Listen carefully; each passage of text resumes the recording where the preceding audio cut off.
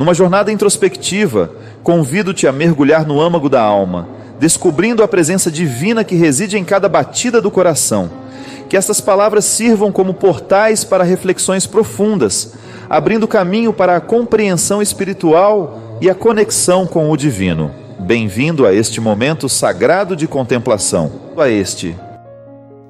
A vida cristã, ela torna uma pessoa verdadeiramente grande.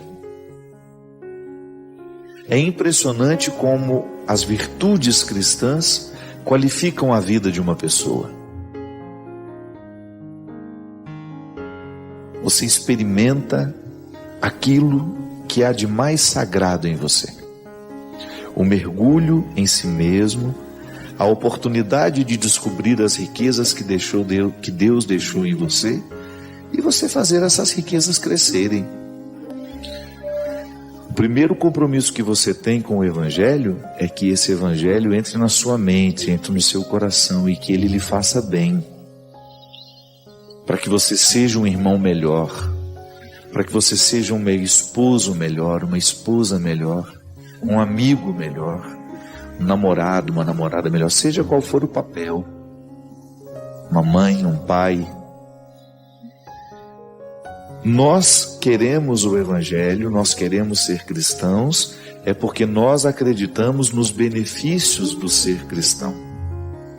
Por isso que a gente estava dizendo que quando na nossa vida, nas nossas comunidades, a gente não percebe no outro essa vivência cristã, quando eu não sou também capaz de oferecer ao outro este Cristo que me habita, eu perco a oportunidade de tornar o cristianismo vivo. Eu perco a oportunidade de viver os benefícios do cristianismo, porque é tão mais fácil ser irmão do outro quando o Cristo é o nosso compromisso. Se o outro está levando a sério o seu batismo, a sua vida cristã, é muito mais fácil ser irmão dele, porque ele é naturalmente mais compreensível, ele é naturalmente mais justo, ele é naturalmente mais amoroso, mais solidário. E se eu também estou vivendo a mesma condição, é muito mais fácil estabelecer essa relação humana e passar por cima daquilo que é precário em nós. Isso é fundamental, minha gente. Volto a dizer, o que eu causo quando eu chego? Eu levo as pessoas para Deus. Eu convenço as pessoas no meu ambiente de trabalho que a bondade é o melhor caminho. Mas como é que eu convenço? Falando? Não, é sendo bom. É não permitindo o engano. É não permitindo que alguém seja enganado. É nunca fazendo parceria com a maldade. É não puxando o tapete do outro. É não inventando histórias. É não mentindo. É não caluniando. É não fofocando. É sendo um construtor dessa harmonia, sendo um promotor da paz. É assim que eu vou convencer o outro. Essa oportunidade, sabe, de olhar para o passado e de não permitir que os erros sejam atualizados em nós, é uma oportunidade muito feliz. Eu não quero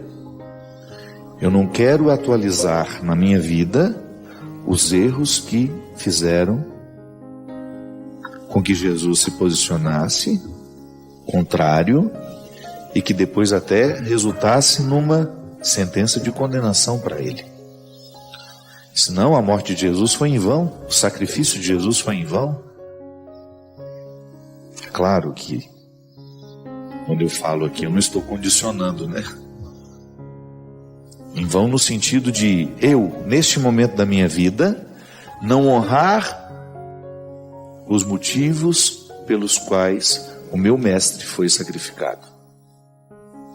A Eucaristia me configura ao Cristo, isto é, me dá a oportunidade de ter em mim fisicamente, porque a Eucaristia você come, entra na sua corrente sanguínea.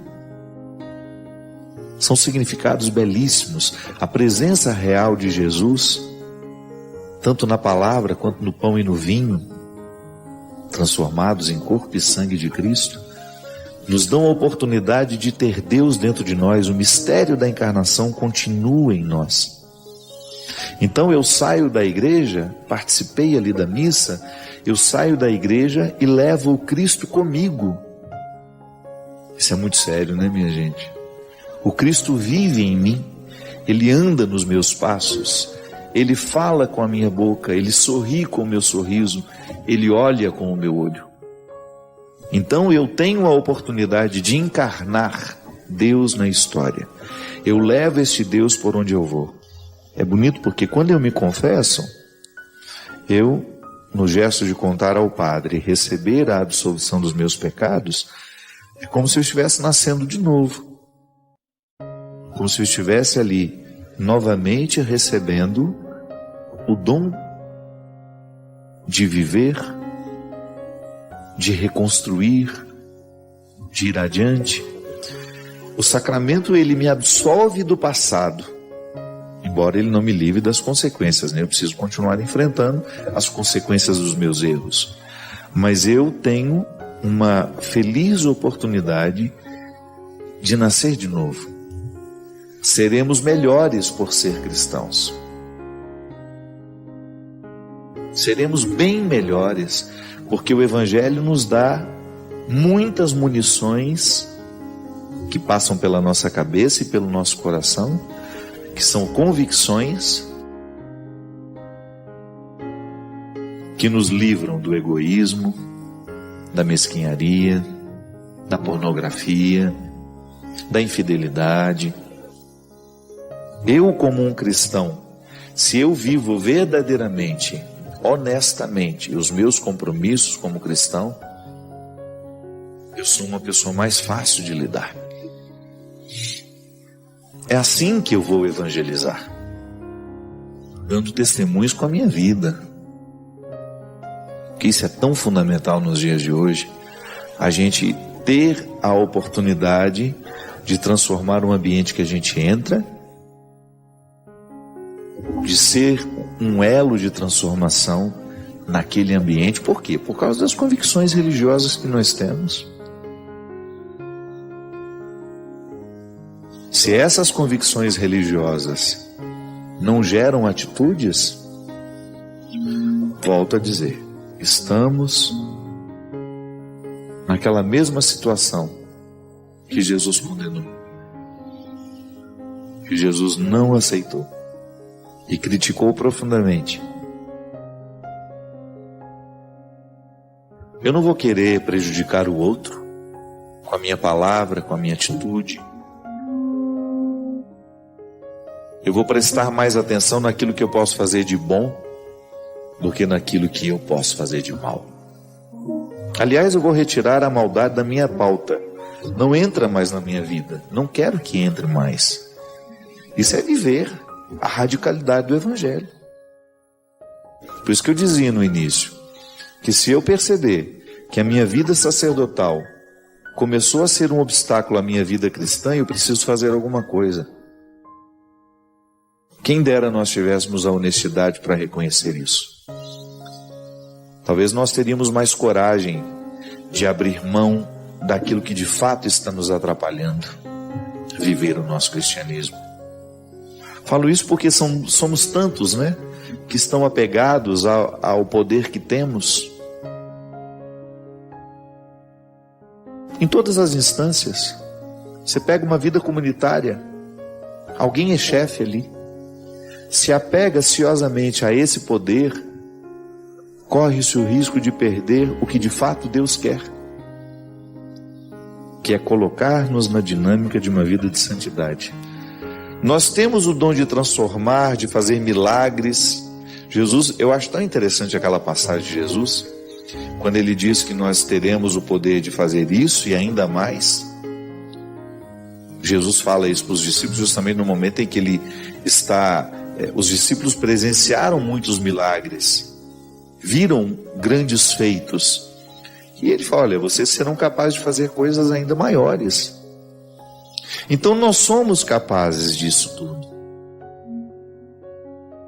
Eu, como padre, se eu tenho uma postura que é contrária à proposta do Evangelho, você vai regalar os olhos e vai, não pode ser.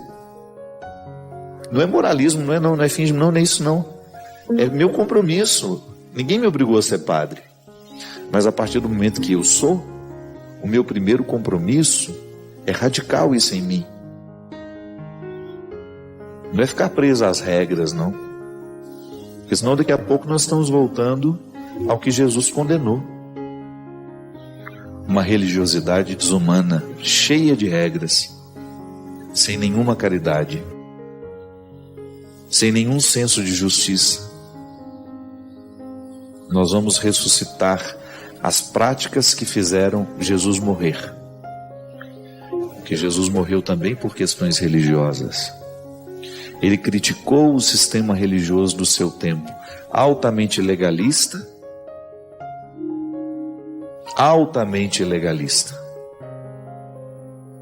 sem nenhuma misericórdia com os pobres, com os pecadores, com os frágeis, uma religião elitista, poderosa, que fazia questão de demonstrar publicamente o poder, mas que nos bastidores o poder não era o serviço, não era o amor. É por isso que dentro das comunidades que se dizem cristãs, é muito mais causa de escândalo para os outros quando nós erramos do que para aqueles que não estão nem aí para o Evangelho. Nós precisamos ficar muito atentos, porque os nossos erros causam verdadeiras destruições naqueles que nos observam. Né? Padres que falam mal um do outro, que são cruéis uns com os outros, que não praticam a caridade uns com os outros, que se invejam e que por causa da inveja que sentem, falam mal nas oportunidades que têm. Isso é um contra-testemunho horroroso da nossa parte. Toda vez que eu me deixo mover pelas minhas mesquinharias e falo mal de um irmão meu no sacerdócio, eu estou dando um contra-testemunho terrível. Aquele que me escuta deve pensar isso, né? Onde será que está o Cristo neste homem que se diz padre? Onde é que está o compromisso dele com esse evangelho que ele diz que é tão verdadeiro nele? Não é justo eu, depois de tantos anos, em contato com esse evangelho, eu reproduzir na minha história atitudes que Jesus condenou naquela época. Seria muito vergonhoso para mim ser identificado como aquele que reacendeu os preconceitos do passado, ou aquele que reacendeu um discurso religioso que Jesus não fez questão de assimilar. Pelo contrário, combateu. E por isso que ele dizia, por isso que ele insistia tanto, que é no coração do ser humano que Deus mora, e é a partir deste coração que Deus se manifesta. E todo e qualquer testemunho de Deus passará pela coerência deste coração, que, embora sendo fraco, auxiliado pela graça, possa viver os desafios de trazer Deus para a história através da nossa vida. É que o Cristo tenha a oportunidade de crescer na minha história, na minha vida, para que o meu sacerdócio não seja apenas no momento que eu estou no altar, não, é em todos os instantes.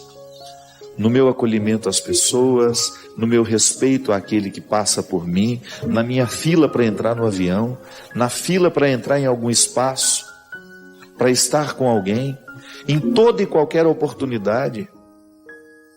Agora, se eu não presto atenção nesse meu dia a dia, é possível que eu me entregue aos vícios e que eu vá viver da pior forma possível. E isso dizendo que sou um cristão. Então nós corremos o risco de voltar ao legalismo do Antigo Testamento, de perder a oportunidade de viver essa revolução humana que o cristianismo nos propõe. E aí, a gente se priva de ser esse poder mágico na vida de alguém. Esse poder que fascina, que causa encantamento, não para nos prender, para que os outros se prendam a nós, não, mas para que eles também se apaixonem pelo Deus pelo qual nós nos apaixonamos. Obrigado pela sua companhia. Derrame sobre nós a bênção do Deus Todo-Poderoso, Ele que é Pai, Filho e Espírito Santo. Obrigado por se juntar a esta comunidade de aprendizado. Nos deixe saber suas ideias nos comentários. Inscreva-se para continuarmos nossa jornada juntos e convide outros a embarcarem nesta jornada.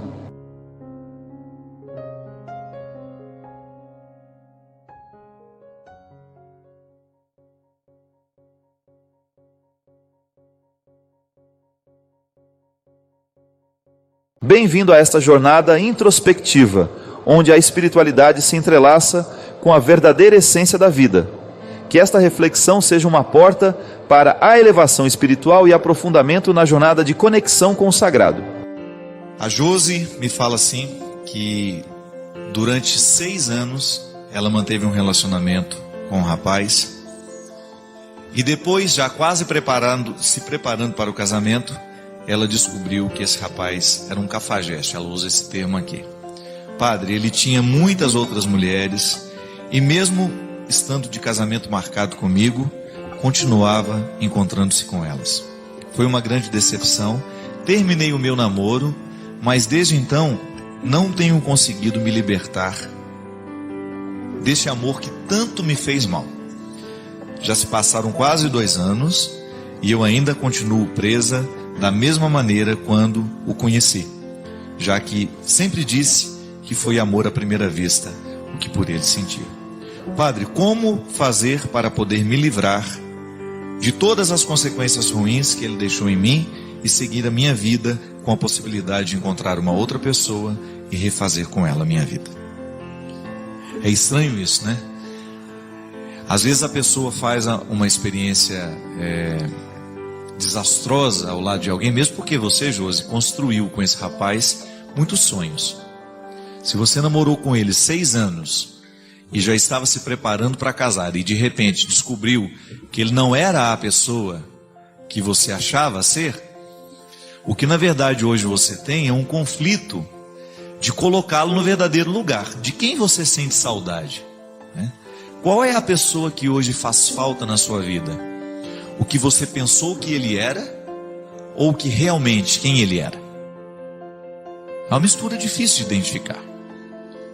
Mas às vezes a grande dificuldade de desvincular da experiência passada e prosseguir a vida é a manutenção da ilusão.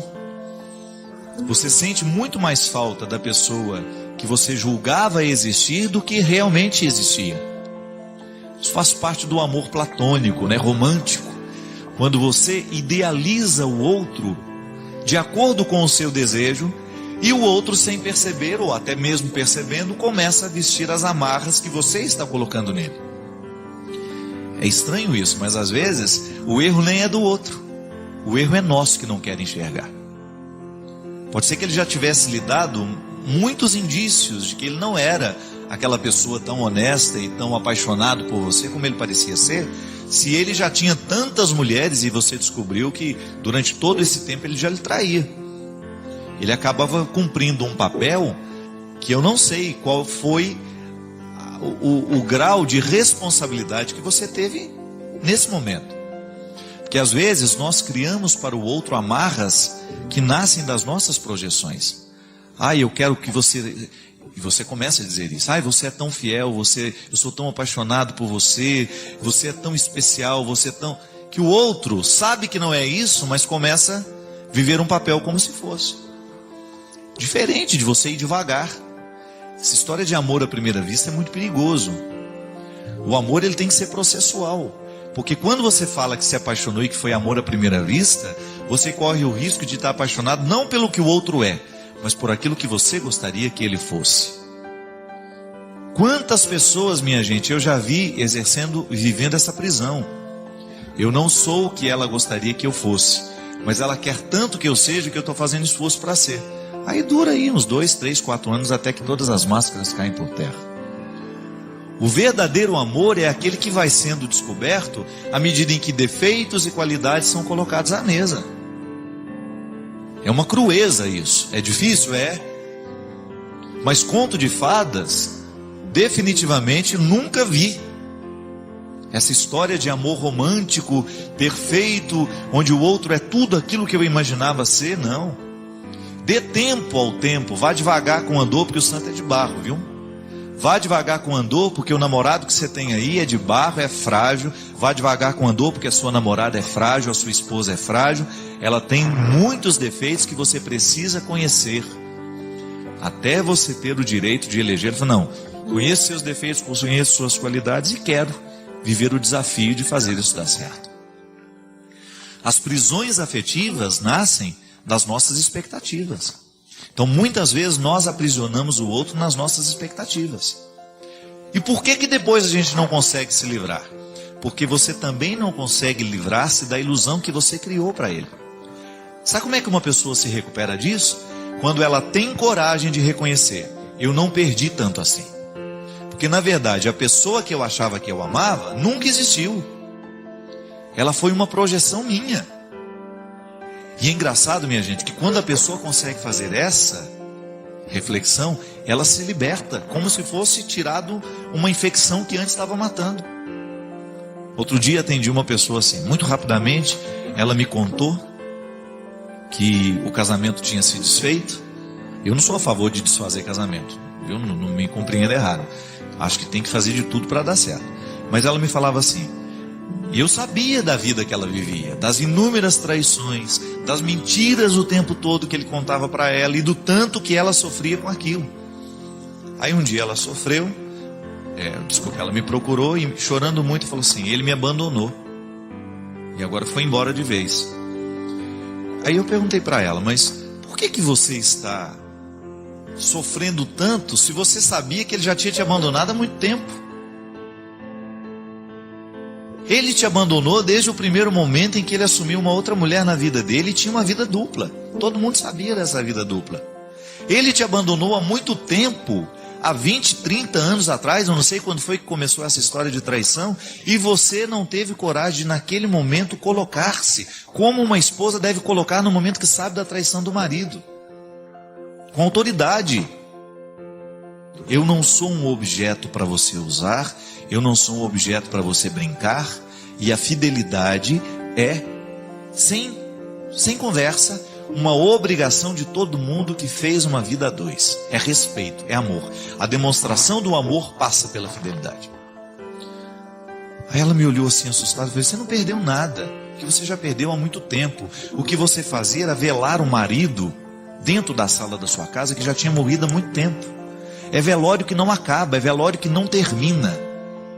Então pare de achar que você perdeu tanto e comece a descobrir que na verdade você já perdeu há muito tempo. E você já deveria ter tido maturidade para entender aquela perda naquele momento e parar de permitir que o sofrimento te acometesse tanto e provocasse tanta ferida que está te matando aos poucos.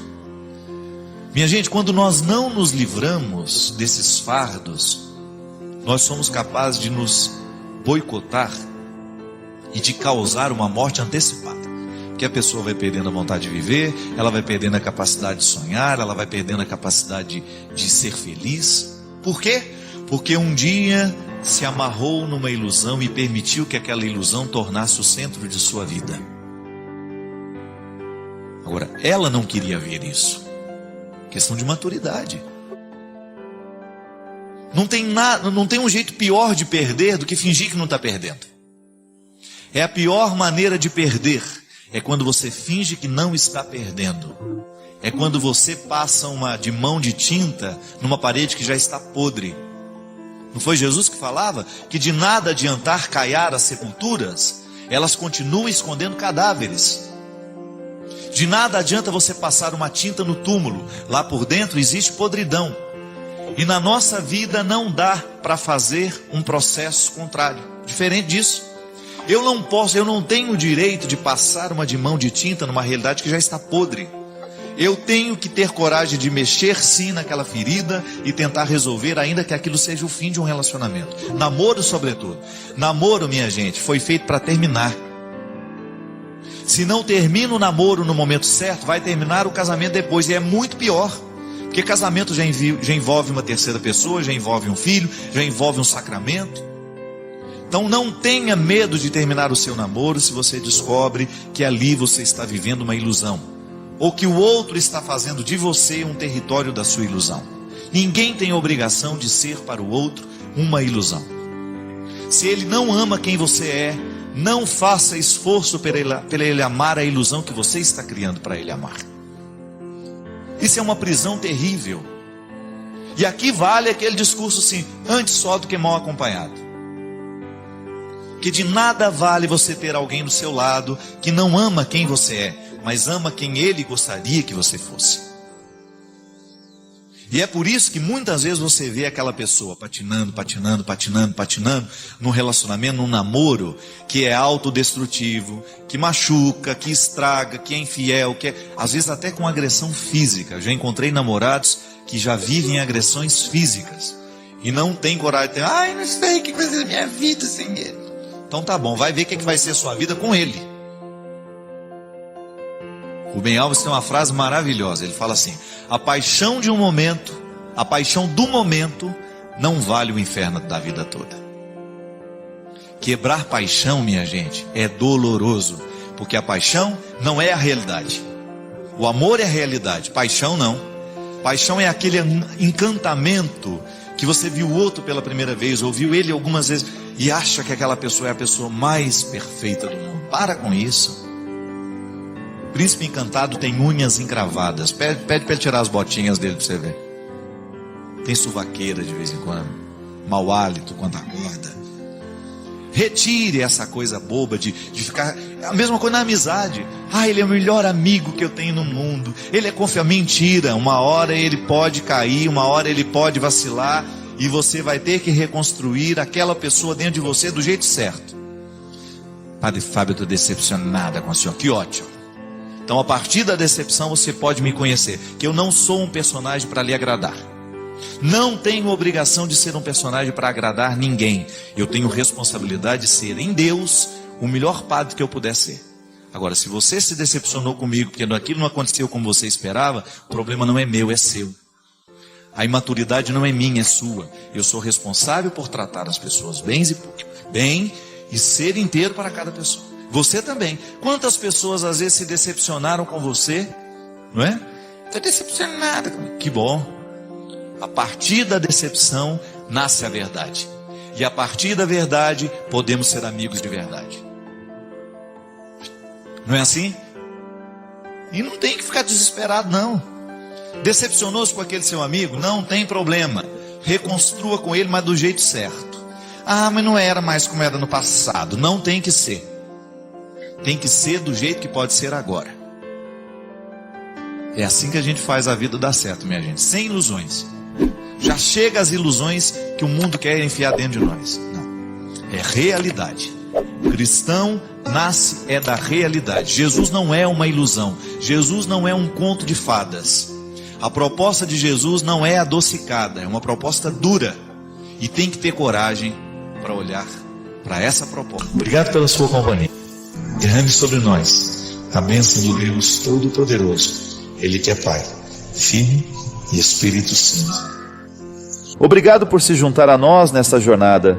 Queremos ouvir suas reflexões. Deixe seus comentários, inscreva-se para mais conteúdo e convide amigos a embarcarem nesta jornada conosco.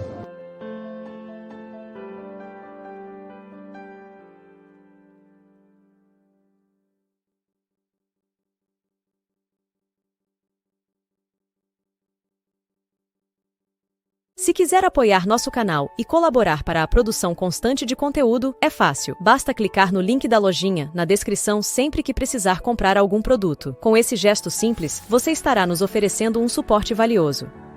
Tenho algumas dúvidas sobre o catolicismo e queria que você me respondesse. Hoje vivemos num mundo capitalista que valoriza a riqueza, a beleza e o poder. E este capitalismo está intimamente ligado com os valores protestantes. Vide a ética protestante e o espírito do capitalismo de Max Weber. O catolicismo e seu desenvolvimento está intimamente ligado ao feudalismo, onde seus valores foram muito mais fundamentados, onde a instituição igreja pode se estruturar também para acumular riquezas. E até hoje vejo resquícios dessa época em nossa cultura católica. Uma vez, padre, ouvi de um outro padre da paróquia onde eu cresci, que a igreja é santa, mas também pecadora.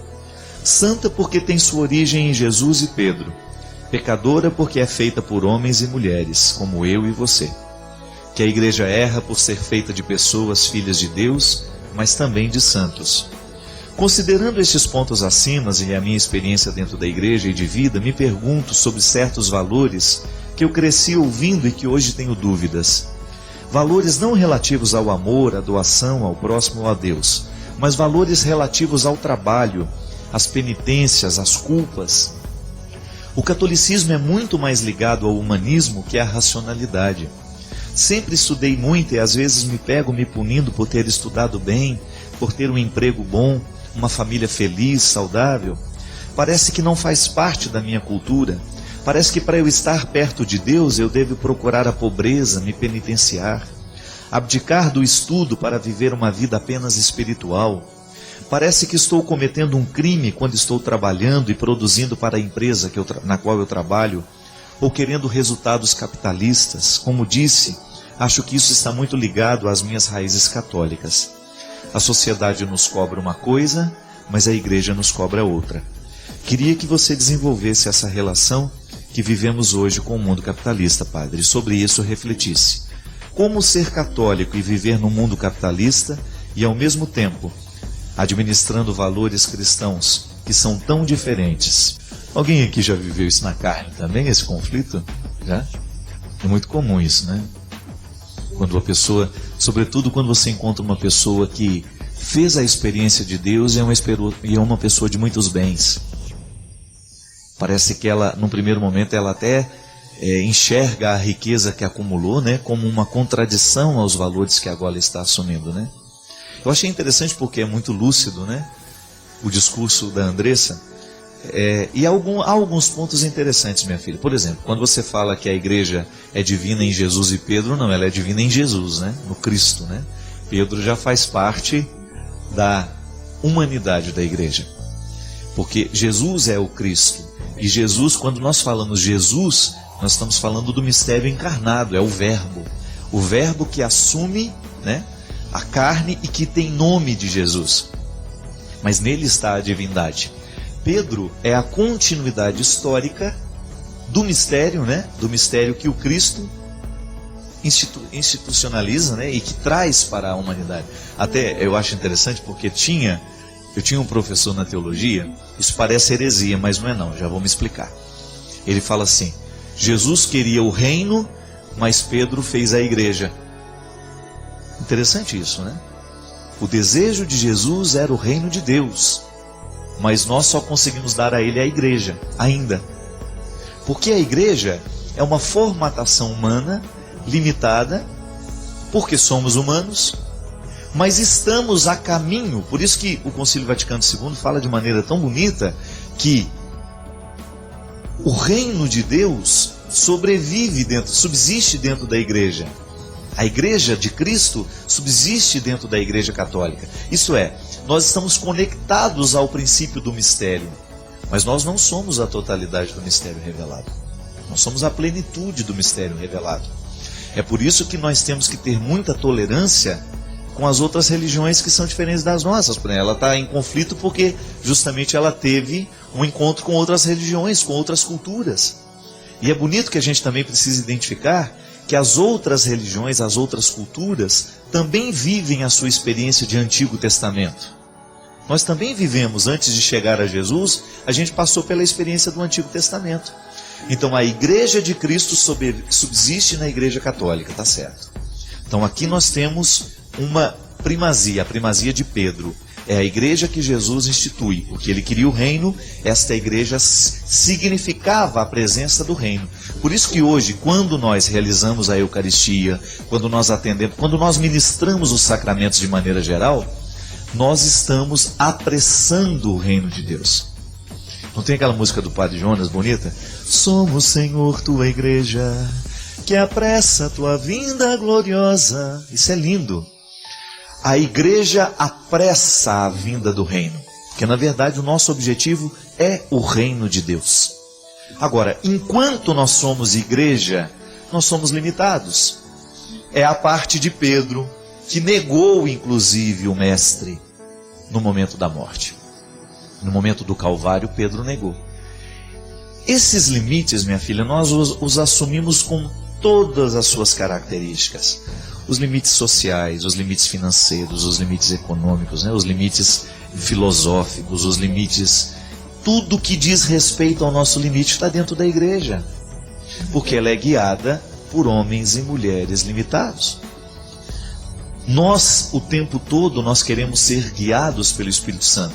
Por isso que a igreja precisa de rezar. A oração é o mecanismo que purifica o que é humano. Isso é tão bonito.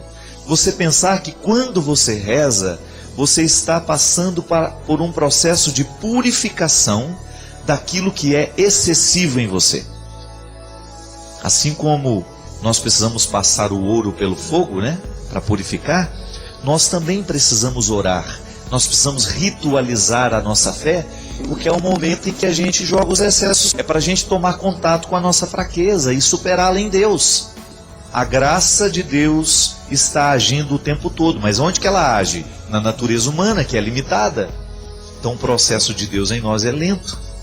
Ele fica mais acelerado à medida em que a gente se converte mais, né? Então quanto mais essa igreja estiver convertida, mais rápida será a ascensão do reino sobre esta igreja. Então é bonito a gente pensar isso. A igreja de Deus a igreja está aqui. Ela tem características humanas, porque ela é feita de pessoas.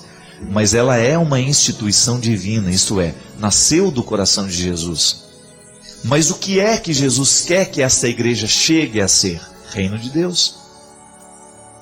Por isso que nós não podemos ficar brigando entre nós. Senão isso seria uma hipocrisia da nossa parte. Só quem já leu os livros do Padre Fábio de Mello sabe o quanto eles são transformadores, nos fazem refletir e mudam a nossa forma de enxergar a vida. Se você ainda não leu, não perca essa grande chance. Saiba mais clicando nos links da descrição. Obrigado pela sua companhia. Derrame sobre nós a bênção do Deus Todo-Poderoso, Ele que é Pai, Filho e Espírito Santo. Obrigado por se juntar a esta comunidade de aprendizado. Nos deixe saber suas ideias nos comentários. Inscreva-se para continuarmos nossa jornada juntos e convide outros a embarcarem nesta jornada.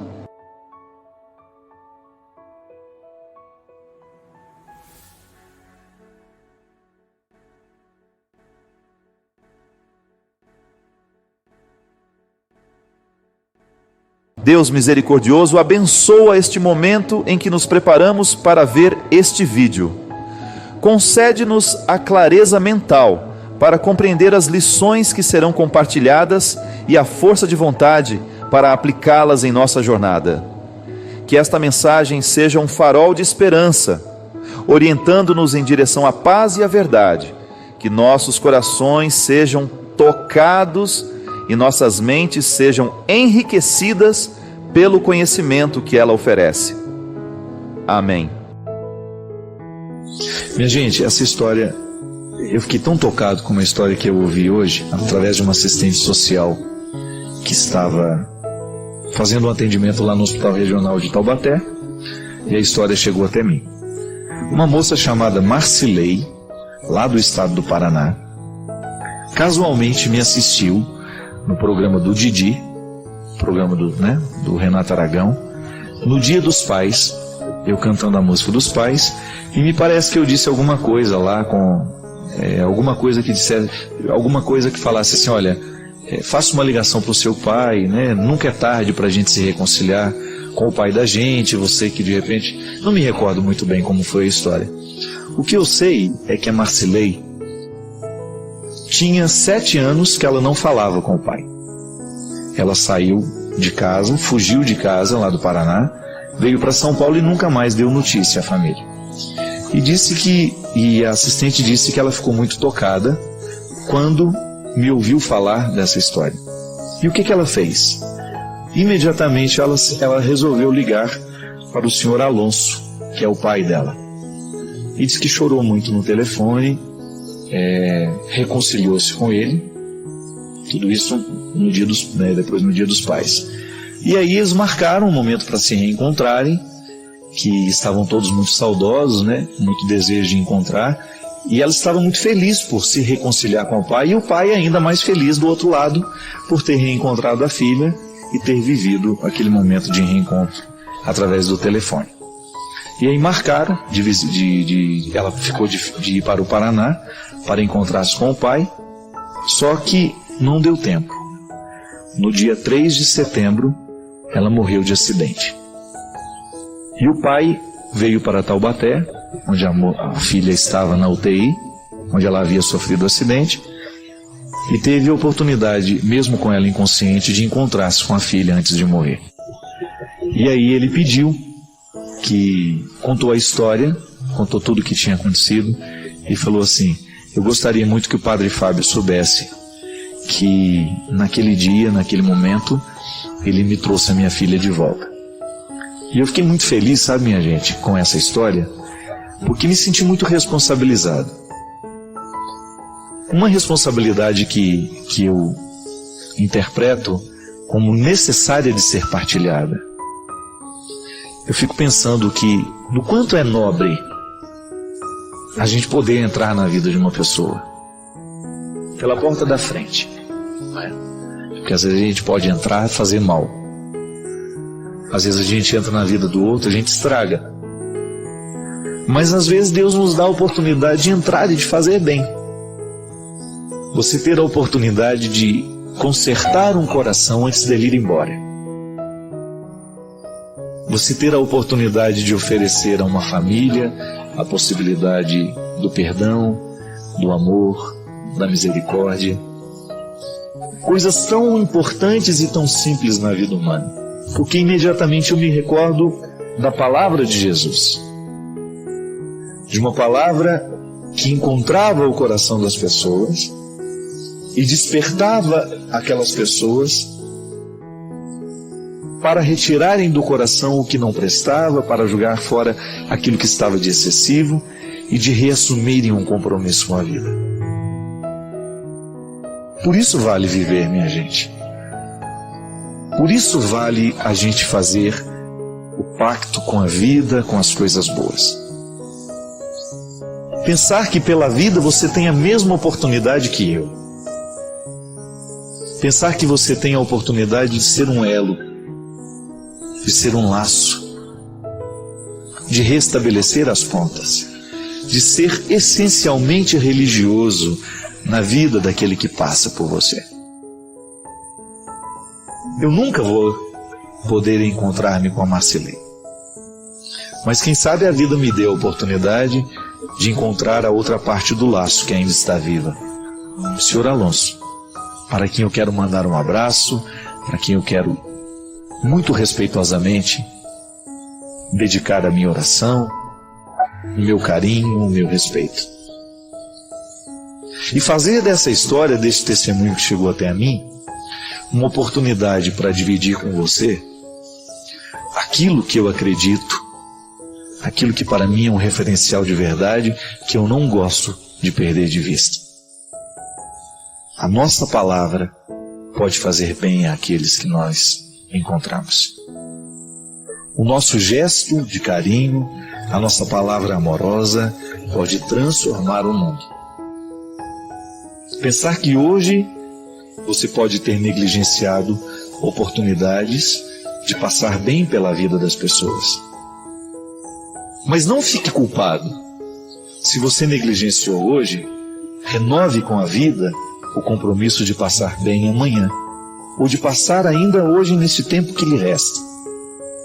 De você não desperdiçar esta oportunidade de cuidar do mundo, de cuidar da vida, de fazer um gesto de amor, de pronunciar uma palavra que possa fazer bem ao coração daquele que passar por você. Fico muito feliz por ter tido a oportunidade de passar ainda, que no momento derradeiro, na vida e no coração dessa moça que eu não tive a oportunidade de conhecer, mas que eu levo comigo um ensinamento para que eu nunca me desprenda dessa responsabilidade que Deus me entregou, de ser Jesus de novo na vida das pessoas. Muito obrigado pelo carinho, muito obrigado pela atenção, e eu desejo que você continue na mística que lhe incorpora na vida de Jesus, e que você nunca perca de vista essa responsabilidade e essa oportunidade de ser Ele na sua voz, nos seus gestos, e de oportunizá-lo de acontecer no mundo através de você. Obrigado pela sua companhia. Derrame sobre nós a bênção do Deus Todo-Poderoso, Ele que é Pai, Filho e Espírito Santo.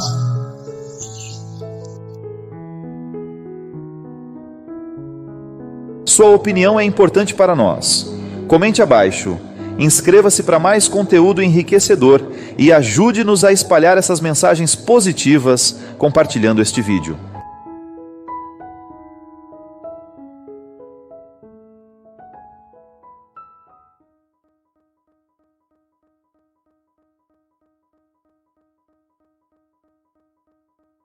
Você quer apoiar o nosso canal e nos ajudar a produzir mais conteúdo para você? É simples, basta você acessar o link da lojinha na descrição sempre que precisar comprar algum produto. Com este simples gesto, você estará nos ajudando muito. Padre Fábio, boa noite. Eu venho pedir um conselho. Tenho passado por muitas dificuldades no meu trabalho. Estou desanimada, triste, estressada, me sinto até perseguida, padre. Trabalho tanto e faço tanto pelos pacientes, para as pessoas que precisam, mas só recebo coisas ruins. Recebo muitas críticas e essas críticas me destroem. As cobranças aumentam todo dia e eu não tenho dado conta. Isso está acabando com a minha vida. Tenho o sonho de cursar medicina. Já fiz 5 anos de cursinho, não passo, e isso acumula dentro de mim e tem acabado com a minha alegria, minha autoestima. O que posso fazer para aquietar meu coração e resolver meus problemas? Nós não temos a melhor maneira de administrar esses momentos difíceis é a gente refletir as causas. Porque às vezes nós estamos achando, né? Você, por exemplo, eu não tenho um pleno conhecimento do seu contexto, você apenas me partilha alguns detalhes dele. Vamos aqui, por exemplo, esse primeiro momento em que você se sente desanimada e estressada e perseguida no seu ambiente de trabalho. Muito cuidado, às vezes você acha que a perseguição é que está gerando o estresse. E às vezes é o contrário. Às vezes é o estresse, a vida tumultuada que você está vivendo, uma vida que não, pode ser que seja verdade ou não, mas uma vida que às vezes em que você não consegue colocar um tempo para o seu descanso, para o seu lazer. Isso vai gerando uma dificuldade no seu relacionamento. Às vezes nós pensamos que o problema é o relacionamento. Não, às vezes o relacionamento é apenas um sintoma, uma consequência, né, daquilo que está de errado em nós. Então, às vezes é a nossa estrutura de vida que precisa ser modificada para que depois a gente melhore as outras coisas. Então, a melhor maneira de lidar com o estresse, minha filha, de diminuir o poder desse estresse, é uma mudança de atitude mesmo. Você analisar o jeito como você está vivendo, a maneira como você está organizando o seu tempo, se você está dando ao seu corpo o descanso necessário, se alimentando corretamente. Tudo isso é fundamental para que o estresse não prevaleça em nós. Estilo de vida mesmo, minha filha. Quando você tiver sua folga, o seu momento de lazer, né, o seu tempo livre, escolha bem como é que você vai gastar esse tempo. Que às vezes nós somos tão infelizes nas escolhas que nós fazemos para o nosso descanso, né? É igual descer para Ubatuba em época de festas. Eu fico vendo, o povo trabalha, aquele cansaço todo, aí vai para a praia. Um feriado prolongado, por exemplo. Aí vai bonitinho. Na hora que volta, leva 12 horas para subir a serra. Isso no domingo, né? Aí o descanso todo que teve, acabou, foi embora. A pessoa volta tão estressada, ela chega em casa chutando o cachorro, derrubando o papagaio do puleiro, porque ela está acabada, ela está destruída. Então, às vezes, nós escolhemos muito errado a maneira como nós vamos descansar. Então, a gente precisa ter um crivo, né? Será que vai valer a pena esse deslocamento? Será que, às vezes, fazer com que o meu descanso seja até um ficar em casa, né? Você descobriu o sabor de ficar na sua casa sem ter o que fazer. Ocupar-se com uma leitura, um bom programa de televisão, ou receber os amigos, estar com as pessoas que você ama. Enfim, a gente vai diminuindo o nosso estresse à medida em que a gente identifica o que é que está nos estressando. E muitas vezes, nós, quando vamos identificar o que nos estressa, a gente chega a essa conclusão. Nós estamos vivendo de maneira muito errada. E a gente pode mudar isso. Obrigado pela sua companhia. Derrame sobre nós a bênção do Deus Todo-Poderoso, Ele que é Pai, Filho e Espírito Santo. Sua presença é valiosa para nós. Nos diga o que achou deste vídeo nos comentários, inscreva-se para não perder os próximos capítulos e convide outros a fazerem parte desta comunidade.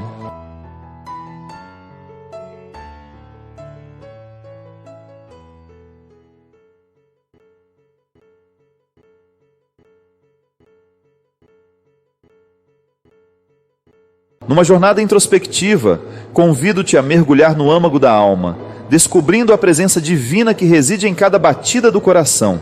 Que estas palavras sirvam como portais para reflexões profundas, abrindo caminho para a compreensão espiritual e a conexão com o divino. Bem-vindo a este momento sagrado de contemplação. Muito obrigado pela sua companhia, pela oportunidade de entrar na sua casa, de falar no seu coração.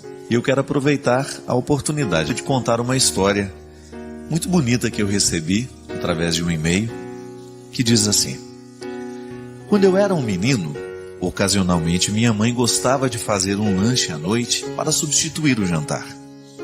Eu me lembro especialmente de uma daquelas noites, quando ela fez um lanche desses depois de um dia de muito trabalho. Naquela noite, já distante do tempo, minha mãe pôs um prato de ovos, linguiça e torradas bastante queimadas. Colocou tudo isso diante do meu pai. Eu me lembro de ter esperado um pouco para ver se alguém notava o fato das torradas estarem tão queimadas. Tudo o que meu pai fez foi pegar uma daquelas torradas, sorrir para minha mãe e me perguntar como tinha sido meu dia na escola. Eu me lembro do que respondi. Eu não me lembro do que respondi, mas me lembro de ter olhado para ele, lambuzando aquela torrada toda queimada, com manteiga e geleia, comendo todo satisfeito. Quando eu deixei a mesa naquela noite, eu ouvi a minha mãe se desculpando com meu pai por ter queimado a torrada. E nunca me esquecerei que ele disse a ela assim: meu amor, você sabe que eu adoro torrada queimada. Mais tarde, naquela mesma noite, quando fui dar um beijo de boa noite no meu pai, eu lhe perguntei se ele tinha realmente gostado da torrada queimada e se ele realmente gostava de torrada queimada, como ele havia dito para minha mãe. Ele me envolveu nos braços dele e disse: meu amigo, sua mãe teve um dia muito pesado e estava realmente cansada no dia de hoje. Além disso, uma torrada queimada não faz mal a ninguém. A vida é assim, cheia de imperfeições. E as pessoas não são perfeitas. Eu também não sou o melhor marido. Também não sou o melhor empregado, nem tampouco sou o melhor cozinheiro. O que tenho aprendido através dos anos é que saber aceitar as falhas alheias, escolhendo relevar as diferenças entre uns e outros, é uma das chaves mais importantes para a gente ter relacionamentos saudáveis e duradouros. Além do mais, uma torrada queimada não precisa ser um evento destruidor. A história é muito sugestiva, né? E eu tenho certeza que enquanto a gente escuta, a gente também fica pensando em muitos momentos da nossa vida em que a gente se alterou, em que a gente perdeu a paz, que a gente perdeu a paciência, o prumo, o equilíbrio, porque a gente também teve uma torrada queimada na nossa vida. Aí nessa torrada queimada, a gente imagina aquelas muitas situações em que a gente foi contrariado, em que as coisas não aconteceram do jeito que a gente queria. que as pessoas não corresponderam às expectativas que a gente tinha, que aliás, uma das causas de muitos sofrimentos na nossa vida é justamente porque a gente cria expectativas, né? A gente não aceita a vida ser como ela é. A gente já vai para o acontecimento, a gente já vai para o encontro com as pessoas, imaginando dentro de nós muitas coisas que depois frustram. Não é como a gente esperava, não aconteceu como a gente queria, como a gente sonhou. E muitas vezes a vida não vai ser mesmo do jeito que a gente esperava. As pessoas não vão agir como a gente esperava que elas poderiam ter agido. E aí cria esta inadequação do que a gente esperava que a vida fosse e do que a vida verdadeiramente pode ser. Nas expectativas, minha gente, muitas vezes nós colocamos fardos muito pesados sobre os outros. Criar expectativa com o outro, né? Esperar que ele tenha uma reação, esperar que ele vá agir de acordo com os nossos desejos, com as nossas esperanças, é muitas vezes colocar um fardo sobre o outro. E aí, as coisas não são do jeito como a gente gostaria que fosse, nem sempre é como a gente gostaria que fosse, e a gente muitas vezes age de maneira muito incorreta. Ainda hoje eu estava conversando com uns amigos, e eu falando das minhas dificuldades, no momento em que eu me sinto inapto para lidar com a fragilidade. Às vezes eu me irrito com muita facilidade, né? E me irrito e me prejudico com a minha irritação. Porque o primeiro a ser prejudicado com a nossa irritação é o nosso organismo, né? Quando a gente fica bravo, quando a gente fica irritado, a gente descarrega no organismo uma série de toxinas que são nocivas para a nossa saúde. Por isso que os especialistas em saúde, né, os médicos que cuidam geralmente da nossa saúde numa visão um pouco mais global, sempre vão aconselhar que a gente diminua todas aquelas atividades que causam muito estresse em nós. Claro que se a gente for tirar tudo aquilo que nos causa estresse, nós vamos parar de viver, né? Porque na vida corrida que a gente leva, nessa vida cada vez mais apressada, né? Nós vivemos um tempo de muita pressa, de muito estresse, de muita expectativa. Nós temos que corresponder a muitas expectativas. Eu digo isso por mim, né? Essa semana, estando extremamente debilitado, não era dengue, né? Já saiu o resultado de sangue, mas eu tive uma virose muito forte desde quarta-feira passada, piorada por um medicamento que eu mesmo me mediquei, né? E piorou ainda mais, uma prostração horrível como efeito colateral daquele remédio, unida a uma indisposição mesmo que já existia, uma virose, sei lá, uma infecção. Mas eu pude experimentar na minha carne, durante esses dias, o quanto é triste a gente ter que cumprir uma agenda sem ter condições. O corpo está pedindo repouso, o organismo está pedindo uma pausa, e a gente não pode dar a esse organismo esta pausa, porque a pausa que a gente daria, que eu sinto que eu tenho o direito de dar, iria prejudicar muitas pessoas. E é nessa hora que a gente toma a decisão. Eu vou fazer todo o esforço para estar lá na hora do evento, para dar conta do recado, mas no momento em que eu não estou no evento, eu quero criar o meu estado de repouso e de descanso, para eu poder dar conta de lá. Mas aí a gente vê o quanto que nem sempre as pessoas são compreensivas com você. O quanto é difícil você corresponder à expectativa daqueles que estão. Isso não é só para mim, é para você também. Quantas vezes na sua vida você teve que dar conta de compromisso não estando bem, e as pessoas que estavam ali também não eram capazes de compreender que você não estava bem? Às vezes o máximo que você podia oferecer, era uma torrada queimada, né? Foi o que você deu conta de fazer na vida. O que você conseguia fazer naquele momento era uma torrada queimada. Mas o outro esperava muito mais de você. E tudo isso nos angustia, porque nós nos enchemos dessas expectativas. A gente também não fica feliz quando a gente não consegue dar o nosso melhor. Mas aí a gente também descobre que tudo passa, né? Passou a semana, passaram os eventos, e agora?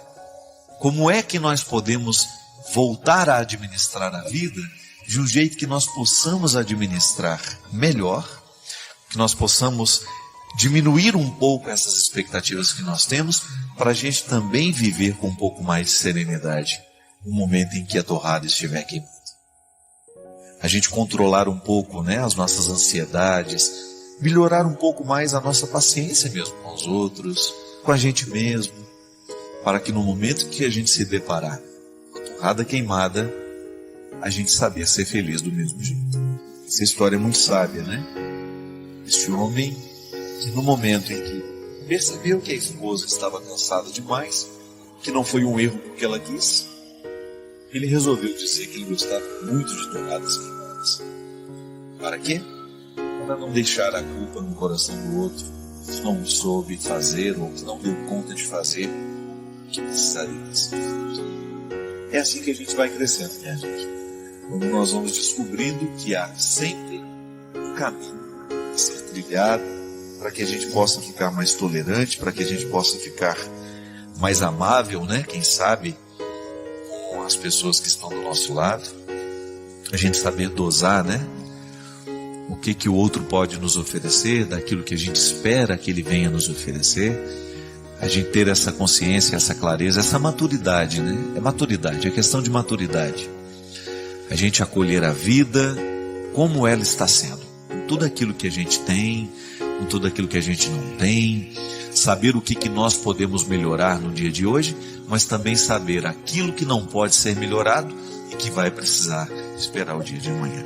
Essa serenidade, essa tranquilidade que vai nos dando condições de sermos felizes mesmo quando as coisas não acontecem do jeito que a gente espera. Obrigado pela sua companhia. Derrame sobre nós a bênção do Deus Todo-Poderoso, Ele que é Pai, Filho e Espírito Santo.